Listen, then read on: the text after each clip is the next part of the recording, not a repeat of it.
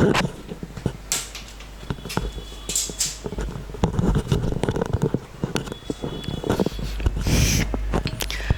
नमस्कार दोस्तों, उम्मीद है आप सभी लोग अच्छे होंगे, बहुत बढ़िया होंगे।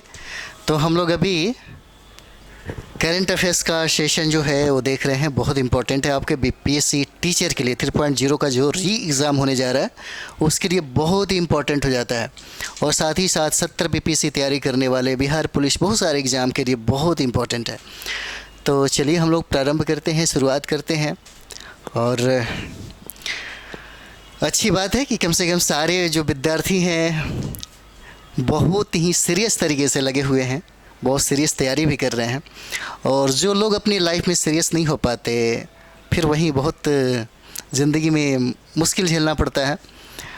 एग्ज़ाम देने वाले विद्यार्थी के लिए हम यही कहेंगे कि जितना टाइम हो सके खुद पे लगाइए, जितना टाइम हो सके खुद पे लगाइए। यही आपके लिए मौका है और यही आपके लिए अवसर भी है।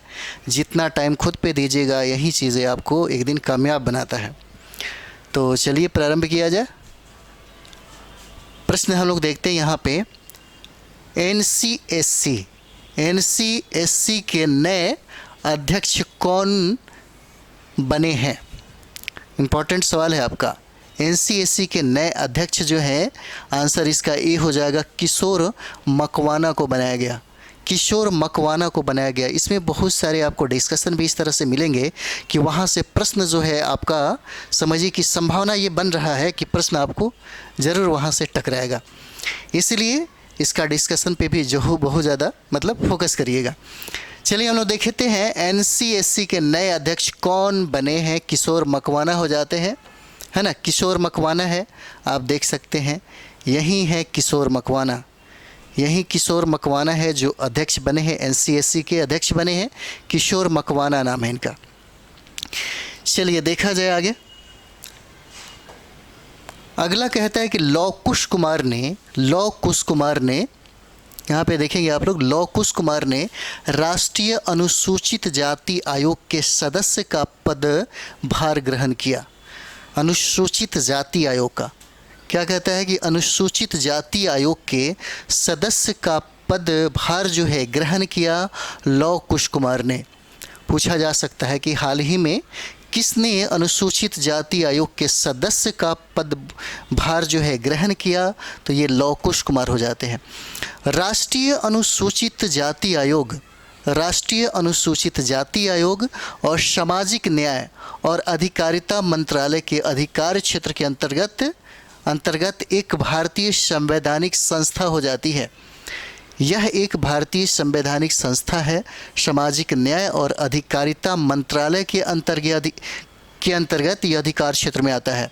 अनुसूचित जाति आयोग कहें या अनुसूचित जनजाति आयोग कहें, ये सारे के सारे सबसे इम्पोर्टेंट आपके लिए है। पूछा जा सकता है कि कितने अनुच्छेद में इसका जिक्र किया गया है, मिलता है।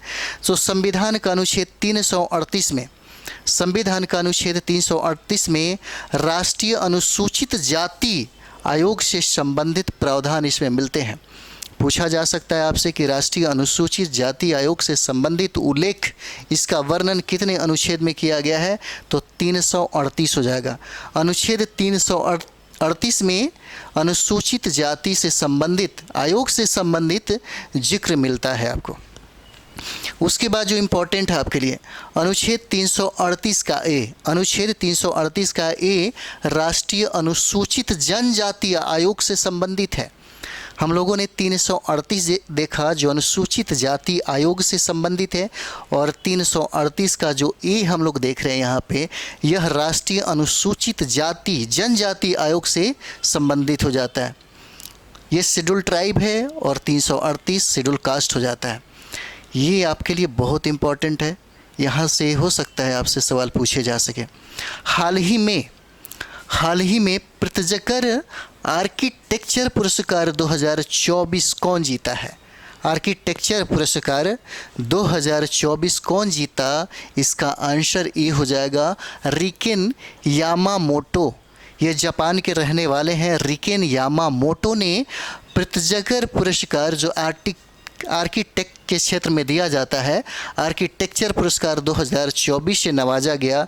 जापान के रहते हैं, रिकेन यामामोटो नाम रहता है। आप देख सकते हैं यही हैं, यामामोटो यही हैं। इनके बारे में कुछ हम लोग जानते हैं। जापानी वास्तुकार हैं, ये जापानी वास्तुकार हैं जिनका नाम है रिकेन यामामोटो। रिकेन यामामोटो को इस सप्ताह 2024 में प्रित्जकर आर्किटेक्चर पुरस्कार का विजेता घोषित किया गया है और इस क्षेत्र का सर्वोच्च अंतर्राष्ट्रीय पुरस्कार है। इस क्षेत्र का यह सर्वोच्च अंतर्राष्ट्रीय पुरस्कार है जिसे कभी कभी आर्किटेक्चर नोबेल भी कहा जाता है। इम्पोर्टेंट है, आर्किटेक्चर नोबेल भी कहा जाता है, जिसको हम लोग प्रित्जकर आर्किटेक्चर पुरस्कार कहते हैं, जो 2024 में हाल ही में जापान के वास्तुकार हैं जिनका नाम है रिकेन यामामोटो को यह सम्मान प्राप्त हुआ है। यह पुरस्कार अगर देखा जाए तो यह पुरस्कार 1979 में इसकी स्थापना के बाद से हर साल प्रदान किया जाता है। पूछा जा सकता है कि प्रित्जकर आर्किटेक्चर पुरस्कार जो है कब स्थापित हुआ, तो ये 1979 में हुआ। उसके बाद से हमेशा प्रत्येक साल इसके विजेता को घोषित किया जाता है और यामामोटो जापान से 9वें पुरस्कार विजेता हो जाते हैं। जापान से है ना, इसके पहले बहुत सारे लोग हैं और ये 9वें पुरस्कार विजेता हो जाते हैं। वास्तुकार का नोबेल हम लोग यहाँ पे देखेंगे, आर्किटेक्चर के क्षेत्र में हम लोग नोबेल इसको बोलते हैं।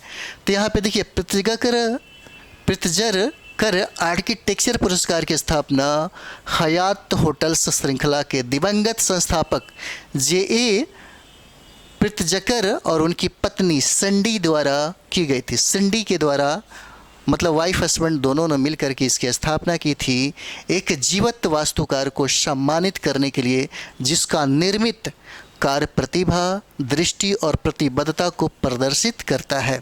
इसके लिए यह आर्किटेक्चर के क्षेत्र में यह पुरस्कार दिया जाता है। यहाँ पे हम लोग देखेंगे कुछ महत्वपूर्ण जो बिंदु है, ये एग्ज़ाम के लिए बहुत ही महत्वपूर्ण हो जाता है। यह आपकी एग्ज़ाम के लिए ही बहुत ज़्यादा महत्वपूर्ण है। पूछा जा सकता है आपसे कि फ्रांस का सर्वोच्च नागरिक सम्मान किसको दिया गया।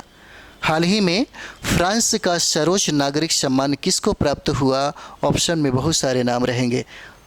तो चलिए हम लोग देखते हैं यहाँ पे, यह सम्मान शशि थरूर को दिया गया है। फ्रांस का सर्वोच्च नागरिक सम्मान से नवाजा गया शशि थरूर को। Under water photographer of the year 2024 कौन जीता, ये सवाल भी पूछा जा सकता है।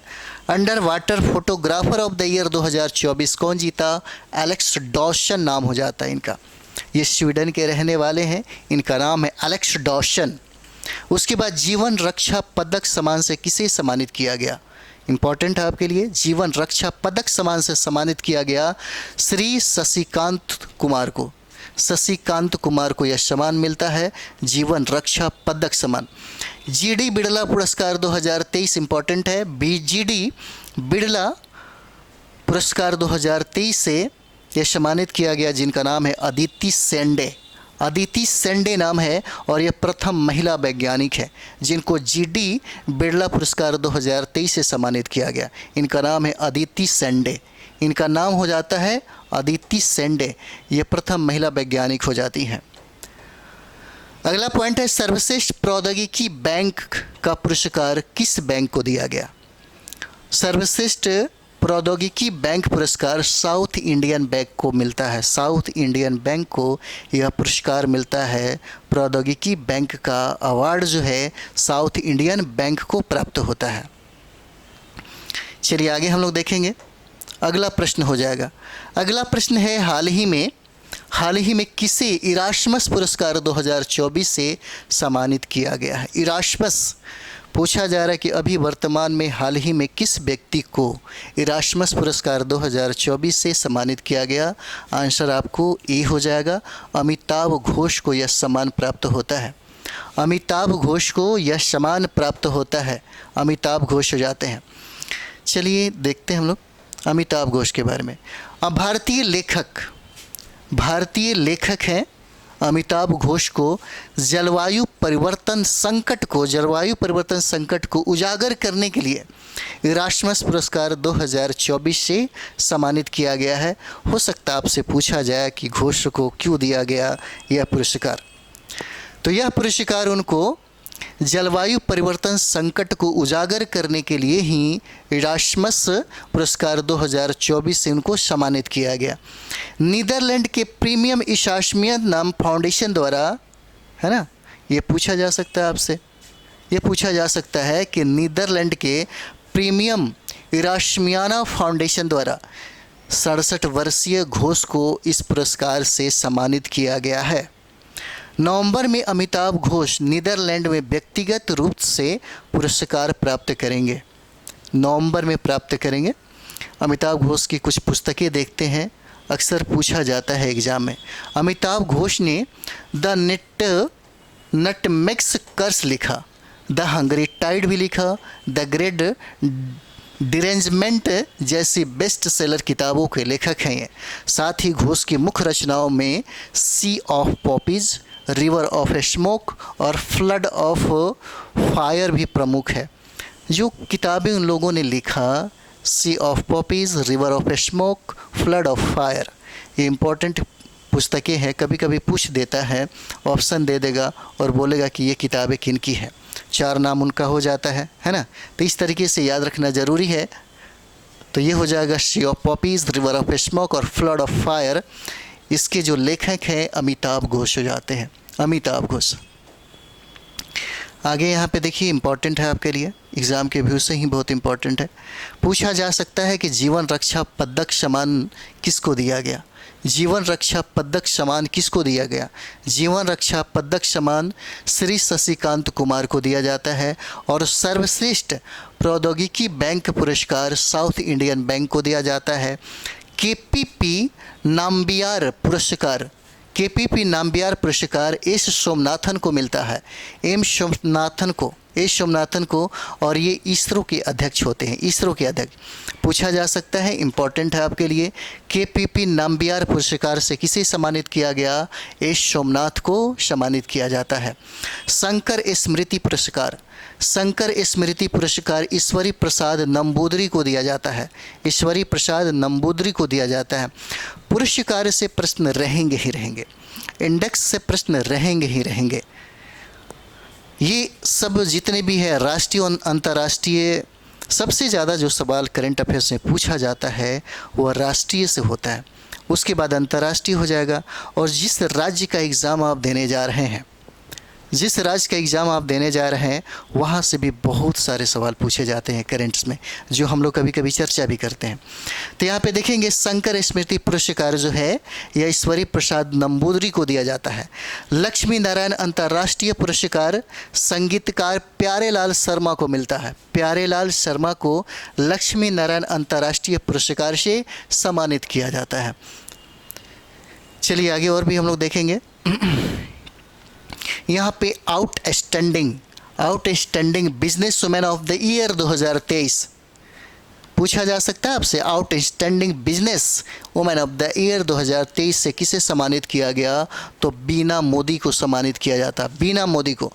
Photographer of the year people's choice award 2023 किसको दिया गया, तो ब्रिटिश नीमा सरीखानी को दिया जाता है, ब्रिटिश नीमा सरीखानी को दिया जाता है। और ये बर्फ़ पर सो रहे भालू की तस्वीर के लिए यह सम्मान दिया जाता है। चलिए आगे हम लोग देखेंगे। इसमें अगला प्रश्न है,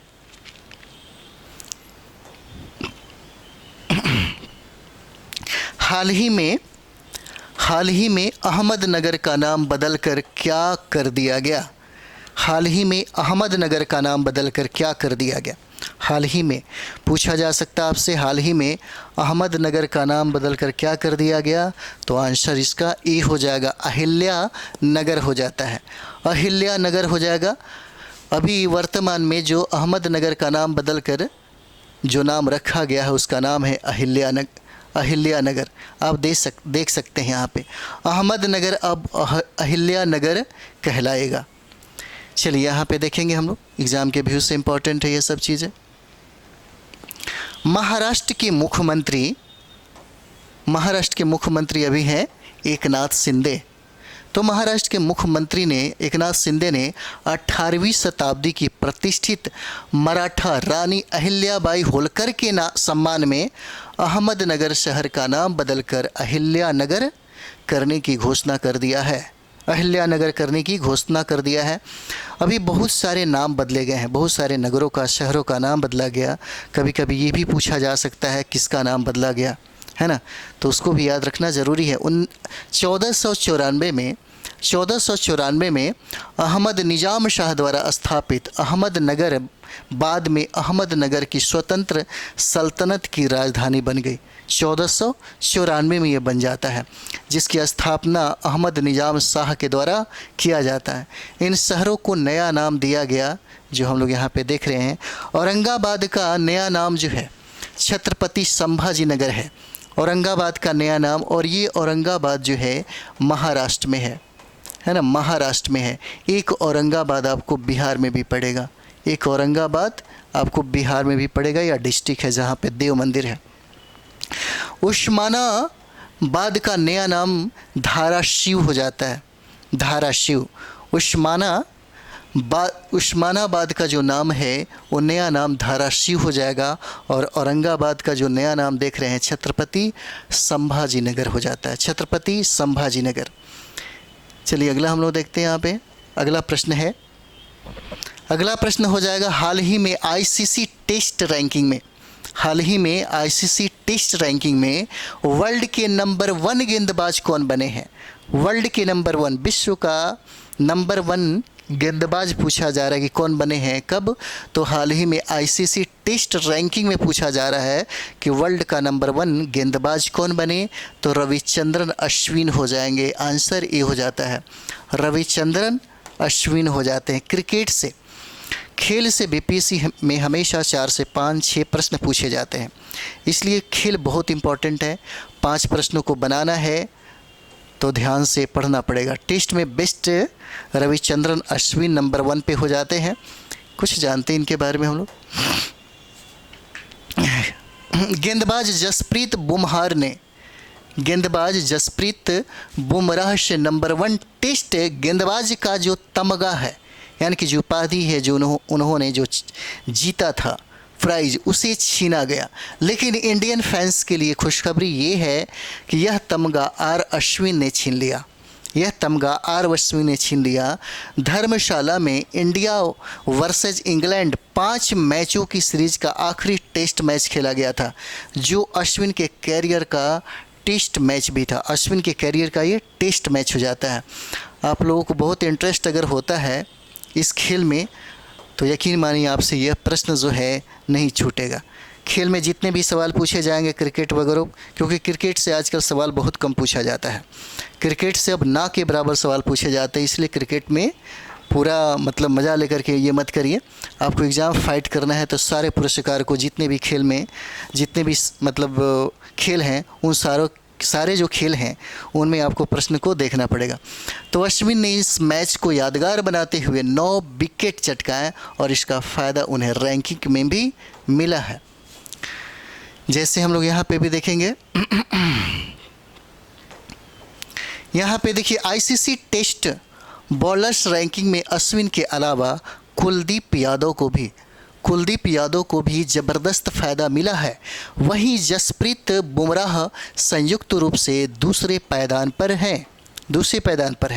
अश्विन 870 रैंकिंग पॉइंट्स के साथ टॉप पर हो गए और वहीं 847 और 847 रैंकिंग पॉइंट्स के साथ ऑस्ट्रेलिया के जोश हेजलवुड और जसप्रीत बुमराह संयुक्त रूप से दूसरे पायदान पे पहुंच गए हैं। दूसरे पायदान पे ये पहुंच गए हैं, संयुक्त रूप से दूसरे पायदान पे पहुंच गए हैं। चलिए आगे हम लोग देखते हैं। यहाँ पे नए चुनाव आयुक्त के रूप में किसे चुना गया। नए चुनाव आयुक्त के रूप में किसे नियुक्त किया गया है। आंसर डी हो जाएगा, ए और बी हो जाएगा, ए और बी हो जाता है। सुखबीर संधू और ज्ञानेश कुमार को नियुक्त किया गया है, चुना गया है। यहाँ पे जैसे हम लोग देख सकते हैं 2 नए चेहरा आप देख सकते हैं, सुखबीर संधू और ज्ञानेश कुमार, यही हैं जिनको नए 2 चुनाव आयुक्त घोषित किया जाता है।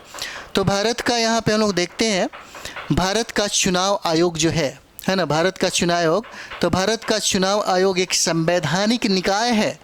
भारत का चुनाव आयोग जो है एक संवैधानिक निकाय है जिसका गठन 25 जनवरी 1950 को संविधान के अनुच्छेद 324 के तहत किया गया था। बहुत इंपॉर्टेंट है, पूछा जा सकता है कि चुनाव आयोग क्या है, तो एक संवैधानिक निकाय हो जाता है जिसका गठन 25 जनवरी 1950 को संविधान के अनुच्छेद 324 के तहत किया जाता है। इसमें एक मुख्य चुनाव आयुक्त होते हैं और राष्ट्रपति के द्वारा नियुक्त अन्य सदस्य भी होते हैं,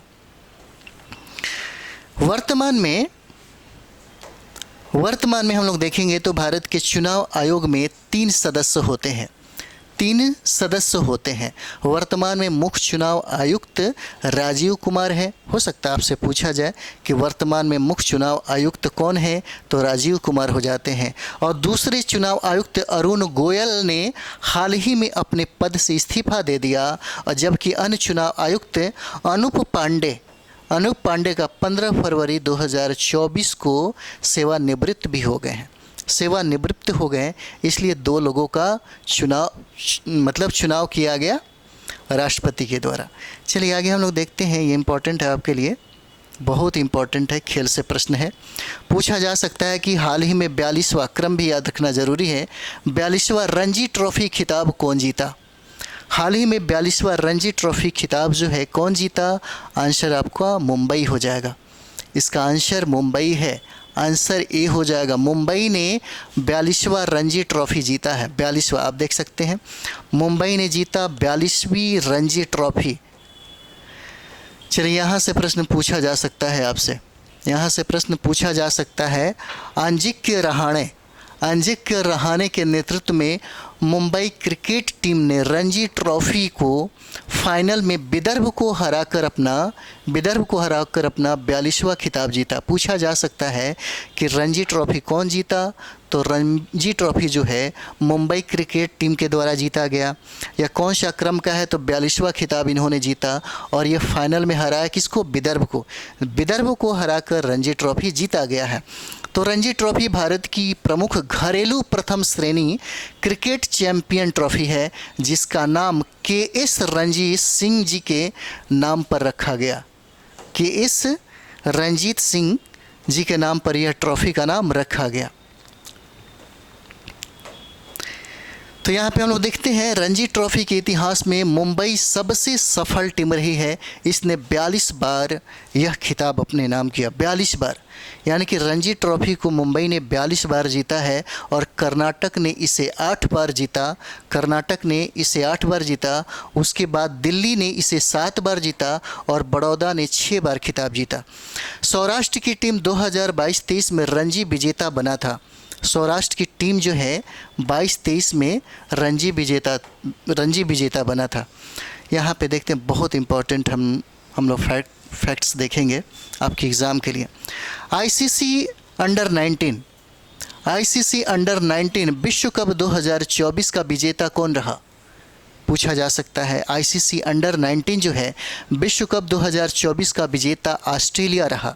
ऑस्ट्रेलिया रहता है आईसीसी अंडर 19 विश्व कप का जो विजेता है, यह ऑस्ट्रेलिया बनता है। और ऑस्ट्रेलियन ओपन 2024 का विजेता जनिक सिनर को बनाया जाता है, जनिक सिनर हो जाते हैं।